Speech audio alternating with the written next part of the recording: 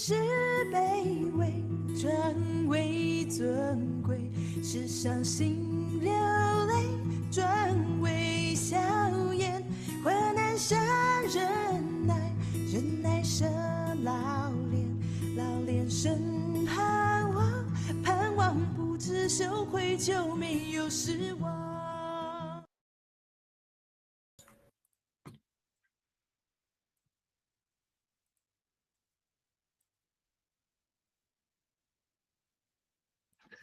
各位弟兄姐妹，大家平安，大家早安。我们要来进入罗马书第12天的共读。今天早上我们要请陈宏满执事带领我们大家来做开始的祷告。大家早，我现在来开始祷告。亲爱的天父，我们感谢你，透过陈柏芝牧师的讲解，使我们更明白圣经的话语。感谢主，让我们每天都是在生活中所赐下的恩典，让我们生命更加的丰富，让我们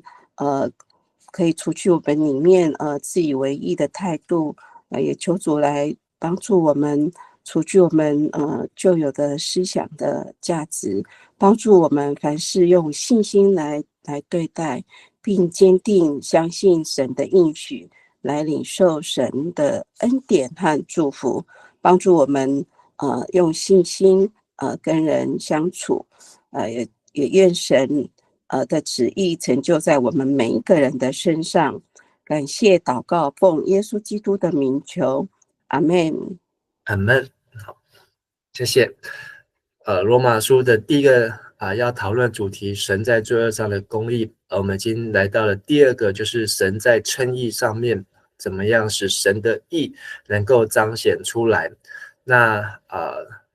我们昨天提到罗马书最重要的一个部分，就是核心，就是上帝因信称义，是因为第一个世人犯了罪，亏缺神的荣耀，而上帝借着耶稣的救赎，使人跟他有合一的关系，神牺牲他的儿子耶稣基督来赎罪，使相信的人罪蒙赦免，来显出上帝的公义。而神对罪人的宽容，借着耶稣基督来显明他的公义，并且称这些相信耶稣基督的人为义不是只有称罪人为义，是称相信耶稣基督的罪人为义。所以让我们看到因信称义的 SOP， 就是要先知道自己为什么是一个罪人，以至于必须受死。第二个，知道圣父为什么差遣耶稣到世上，然后知道圣子为什么死在十字架上，知道圣灵为什么在相信的人身上来运行来动工。而这个因信称义就可以让我们知道这是整个所谓基督教或是信耶稣或是永生说是得救最重要的这个 SOP。那所以昨天我们看到因信称义的本质，因信称义的结论，而神的义呢显明在律法以外，这是一个从天而来，不是靠人的方法或力量，是一个在基督救赎上显明基督的死与复活来完成。还有就是神的义也在相信耶稣基督死里复活救赎这件事上才能够真正的因信称义。那这是昨天我们读到罗马书的后半段。那今天要继续来进行是罗马书的第4章。那神在称义上的公义呢，圣经里面提到因信称义的证据或是证明，就是指亚伯拉罕。那亚伯拉罕这个部分我们会分成3段。今天要看的是第一段，亚伯拉罕是因信称义，跟他的行为跟他的割礼没有关系。那明天会看到亚伯拉罕他因信称义也跟律法没有关系。好，那我们就先来读先补充一下亚伯拉罕在犹太人的世界当中认为他是一个完全的人，甚至就是所谓的义人，就是没有罪人。那是出处是在创世纪的25章，就是当这个以扫出卖长子名分之后，那亚伯拉罕他因为饥荒来到了基拉尔，那神就再次对亚伯拉罕坚定对这个以撒对不起，像亚伯拉罕的儿子以撒来坚定他跟亚伯拉罕所立的约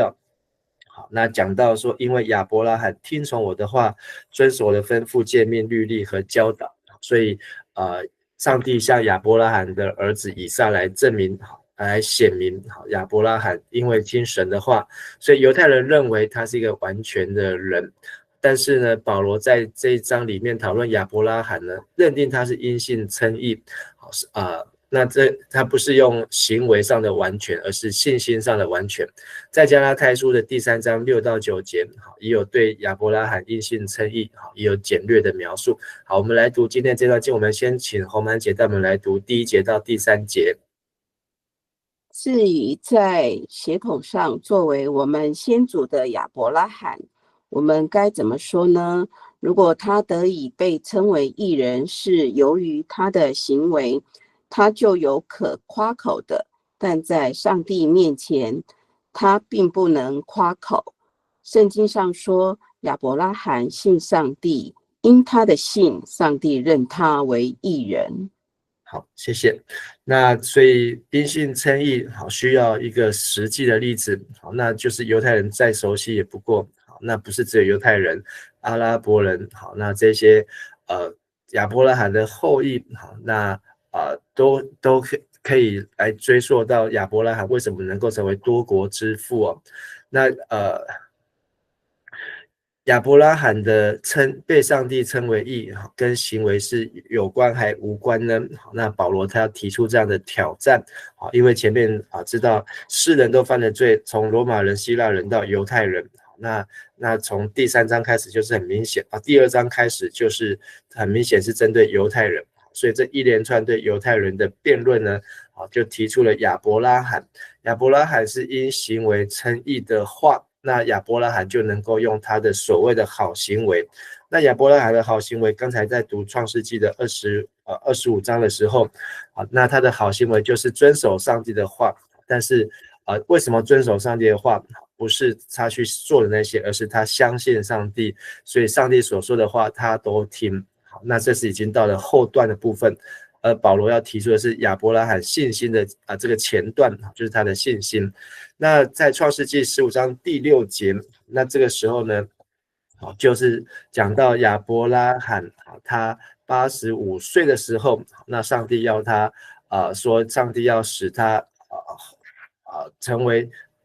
要使他有自己的儿子，并且呢要使他的孩子像天上的星星一样啊。所以创世纪的第15章第6节这个地方，我来读一下说他的产业呢，不是他家里面的仆人大马士革人以利以谢，而是由他本身所生的才会继承他的产业。那然后上帝就要亚伯兰到外面去数算星星。那又对亚伯兰说，你的后裔将要如此，像天上的星星一样。那15章第6节，亚伯兰信耶和华，耶和华就以此算他为义啊。所以这个亚伯兰信上帝，被上帝算为义。等一下算这个字在第4章也会再次提到。所以亚伯兰是因信心来被上帝算为义，跟他的行为没有关系。那算这个字呢，在从创世纪的15章第6节出现，现在这一本把它翻成认他为义人。那算这个字的意思呢，就是数算进去，或是计算进去。好，那在罗马书第4章里面呢，算这个字呢，总共出现11次，但是这个算里面有一些不同的地方，但是大部分的意思都是作为算到账上，算入账内，就是它变成是一个有价值的。那它可以成为意思可以做断定或归为。所以当亚伯兰每信上帝一次的时候，他就被上帝记一次账。那他每用信心来回应上帝的话，遵守上帝的律例诫命的时候，他就被上帝计算。所以但是如果亚伯兰不是用信心来听上帝的话的时候，这个行为就没有办法计算。所以算这个字很重要。那在现代中译本把它翻成认他为义人。犹太拉比呢解释这个创世纪15章第6节，认为亚伯拉罕的信心呢，就是一种义的行为，所以拉比是把这个信解释成行，义行，然后有这个义行呢，就能够算或是被换得上帝的奖赏。那因为他去做这些对的行为，那犹太拉比的解释是比较属于眼睛看到部分，但是保罗在这边进一步的解释是算为是上帝把本来不属于亚伯拉罕的，因为他本来没有那么多的孩子，到现在85岁，他也没有孩子，但是他因为他就是不能生育或是过了生育的年纪，把不属于亚伯拉罕的却归给他，而这个算为是因为亚伯兰，那时候是亚伯兰拿出信心来相信上帝的话，所以从希伯来文拉比的解释，或是亚伯拉罕他的一生来看，希伯来文或是亚伯拉罕的一生来看，保罗的解释比较正确，而不是所谓的亚伯拉罕的义行，而是亚伯拉罕的信心。所以这个第3节是来自于创世纪的15章第6节。好，那再继续请洪曼姐带我们来读第4节到第8节。做工的人得工资不算恩典，而是他应得的。但是那信靠判罪人无罪的上帝的人，上帝要因着他的信，而不是他的行为，使他跟自己有合宜的关系。大卫所说，那不靠行为而蒙上帝认为义的人有福了，就是这个意思。他说那个犯蒙宽恕罪被赦免的人有福了。还有第8节，那罪过不被主计算的人有福了。好，谢谢。那在这边保罗用了这个做工的得工价，那做工的得到工资，薪水，这个是他应得的，应得就是说这是他的原文是他的债，就是他应该要收的，人家欠他的，所以这就不是恩典。恩典我们昨天有提到，是一个白白的礼物在第三章的24节，蒙神的恩典在基督耶稣里得的救赎，是一个免费的，不是用劳力用换来的。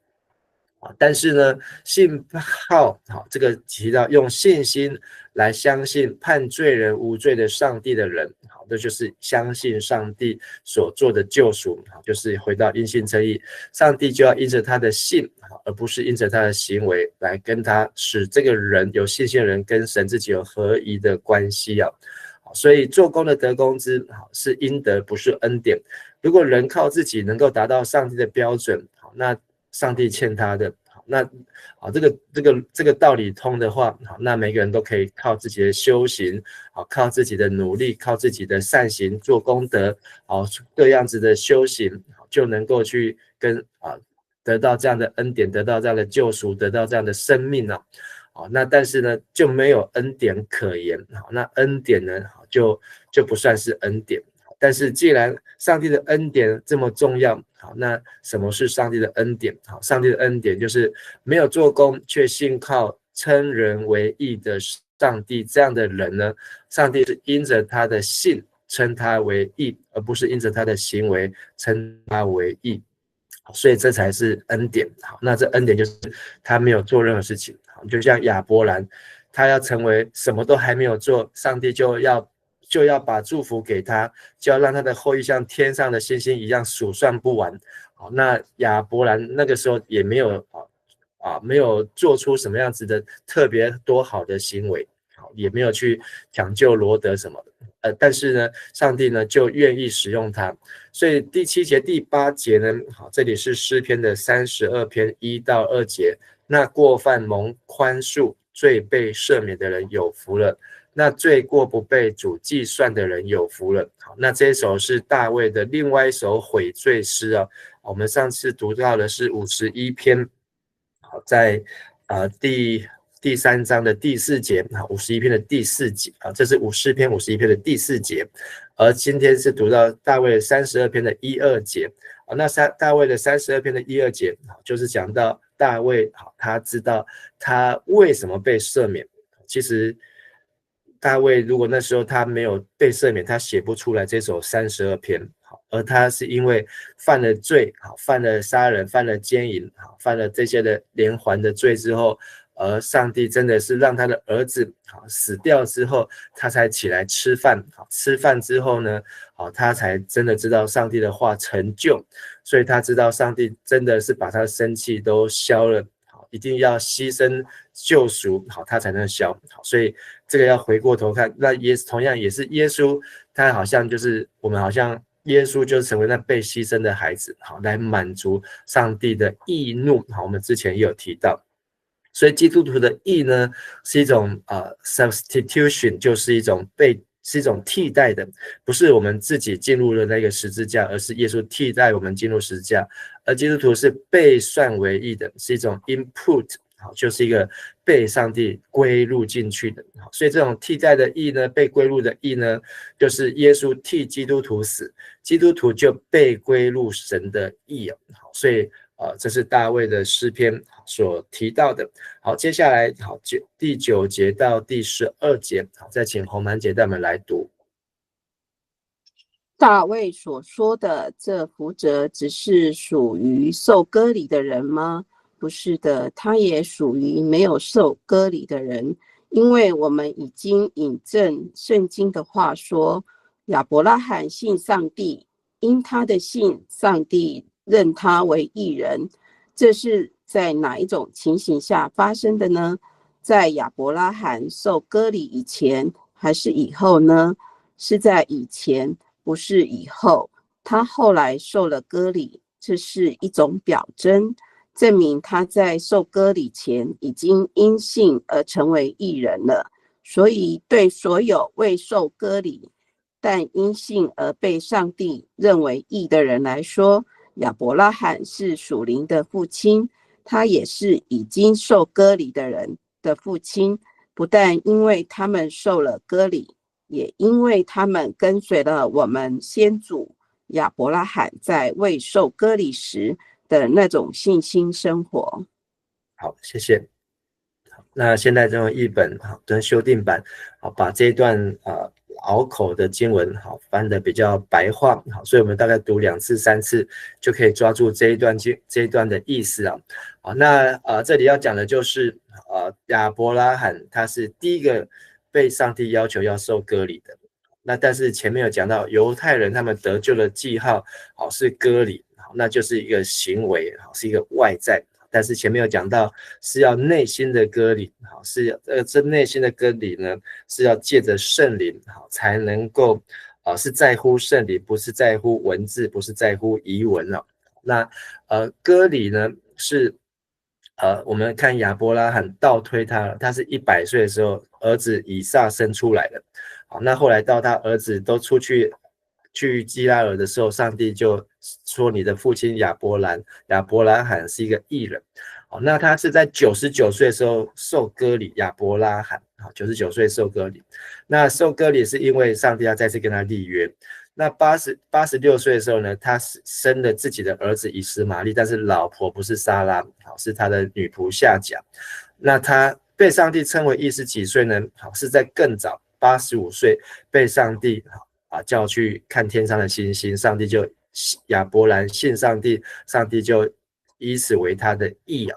所以倒推来看，亚伯拉罕因信称义这个事件是在85岁，离他生出以撒在85岁之前，至少是在以实玛利出生之前。所以到他100岁生出以撒呢，这中间的这一些的行为呢，其实都不是都已经是因着信心才有这一些的事情。但是这些事情不论在上帝来看是对或是不对，但是他回应上帝的话呢，上帝都把它算进去。所以以实玛利这个是也是被上帝算进去。那以撒才是真正上帝要把它算进去的一个部分。所以这段要讲的就是亚伯拉罕跟上帝的关系其实是在割礼之前，他就已经跟上帝有正确合一的关系。好，所以割礼只是一个表征，好，那就是一个记号，而这个记号呢，好，是一个印证，好，就是因为他因信称义的印证，好，所以是到他99岁的时候，他已经至少因着信心与神同行了10几年，好，10几年之后，好的一个印证，所以这不是割礼，所以保罗要证明说割礼并不是称义的条件，好，而是信心才是。好，那后面的11节的后半段到12节也讲到说，所以这是一个他的小结论，对所有未受割礼但因信而被上帝认为义的人来说，亚伯拉罕是属灵的父亲，他也是受割礼人的父亲。不但因为他们受了割礼，也因为他们跟随了我们先祖亚伯拉罕在未受割礼时的那种信心生活。所以这个属灵的父亲就是信的人的父亲呢，就是有信心的人的父亲。所以不是肉体上的，不是血缘上的，不是 DNA 上的，而是一种信心的 DNA 上的的父亲。好，所以在约翰福音第8章56节到58节，好，那这一段里面呢，讲到亚伯拉罕，好，他也欢欢喜喜的仰望耶稣，而这是耶稣他在跟这些的犹太人撒玛利亚传道的时候呢，讲到他介绍他自己，耶稣介绍说他认识上帝，也遵守上帝的话，甚至这些撒玛利亚人的祖先，犹太人的祖先，你们的祖先亚伯拉罕还欢欢喜喜仰望耶稣的日子，亚伯拉罕看见了就快乐。这些犹太人就对耶稣说，你都还没有50岁，你真的有见过亚伯拉罕吗？耶稣对他讲了一句话，说还没有亚伯拉罕，耶稣就存在了。就耶稣讲的这句话，好，众人就拿石头要打他，好，耶稣就走出了圣殿了。好，所以这段话呢，耶稣他启示出说，亚伯拉罕他有一个终极的盼望。那这个保罗把它引用在这里，就是终极的盼望就是因信称义啊，他仰望上帝的救赎，用信心在仰望神的救赎来到，那就是耶稣基督道成肉身。所以亚伯拉罕他的信心就是制造一个终极的盼望。在那时候的割礼的人，他们用割礼变成一种自夸，就变成一种借口。但是今天我们可能也会把一些你洗礼了就得救，你只要来教会受洗，你有没有信心都没有关系，你有没有读圣经都没有关系，有没有遵守上帝的话都没有关系，那就是按照行为来得救，或是讲到了这个灵恩运动，那对于强调方言，你要会讲方言才能够得救，不会讲方言证明你没有信心，证明你没有得救。或是这都变成是外在的，或是洗礼一定要用浸的，浸在水里面的才得救，没有浸在水里面的就不能得救，等等这种强调外在的，你一定要小组，你一定要奉献，你一定要参加祷告会，你一定要当上长老，你一定要怎么样的，才能够得救的时候呢，就在我们当中，在我们现代当中，就变成另外一种割礼，另外一种记号，另外一种把人从上帝的面前带离开，到这些其他事物上面的一种关系啊。但是呢，影响后果呢，就让人失去原来应该单纯的像亚伯拉罕因信而被称为义，这种单纯的机会呢，反而却是被忽略了。所以今天还有吗？这个是贴错的。OK， 好。所以今天这段经文1到12节里面呢，我们可以看到几个重点，就是有信心的人和有信心的亚伯拉罕一同得福。那这个出处是来自于加拉太书第3章第9节。那保罗同样强调亚伯拉罕，我们如果读创世纪，看他怎么样受上帝的祝福，一切是出自于亚伯拉罕的信心。而只要愿意像亚伯拉罕有信心的来回应上帝的话的人，相信上帝所做的以及盼望的欢喜的仰望这个上帝最终的拯救所赏赐最终永恒的生命，都要跟亚伯拉罕同样经历得福蒙福，而且使人蒙福的人生。而罗马书第4章第2节说，人若是因行为称义，这个行为就是他应该得的，这个称义就是他的工价，他是靠自己的做工得来的。但是呢，在神面前却没有办法可夸，所以上帝不是看人的行为，上帝是看人的内心，而且是内心当中的信心。这信心当中，在罗马书第10章会再提到，就是来自于基督的话，神的话，是不是去相信上帝所说，而且成就在耶稣身上所说的这些的道，这个 logos， 这个道成肉身的救赎，相信的才能够进入这个义。而诗篇32篇第2节也是罗马书第4章第8节说，主不算为有罪的，这样的人有福了。这是大卫的亲身经历，他在3000年前他就证实，在他还活着的时候，他就知道他的罪得到赦免了。而因为都是他回应神的话，相信神的话，所以上帝就没有把他算到罪里面去，反而把他算到义那边去。所以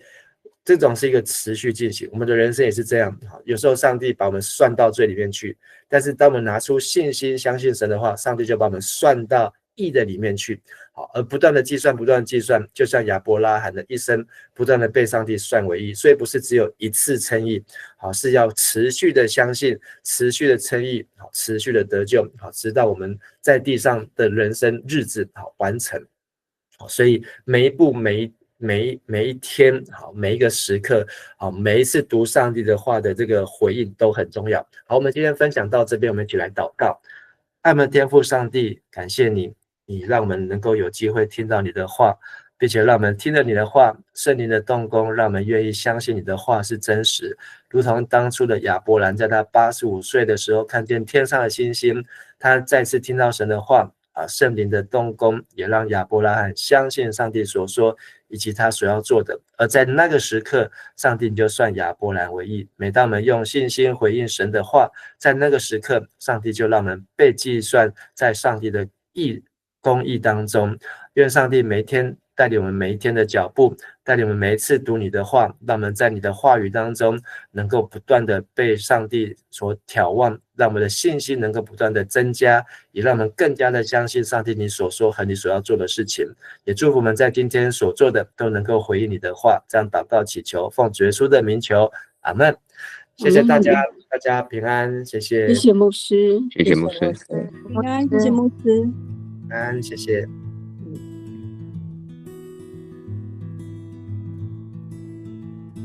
主你是卑微，转为尊贵，是伤心流泪，转为笑颜，患难杀人。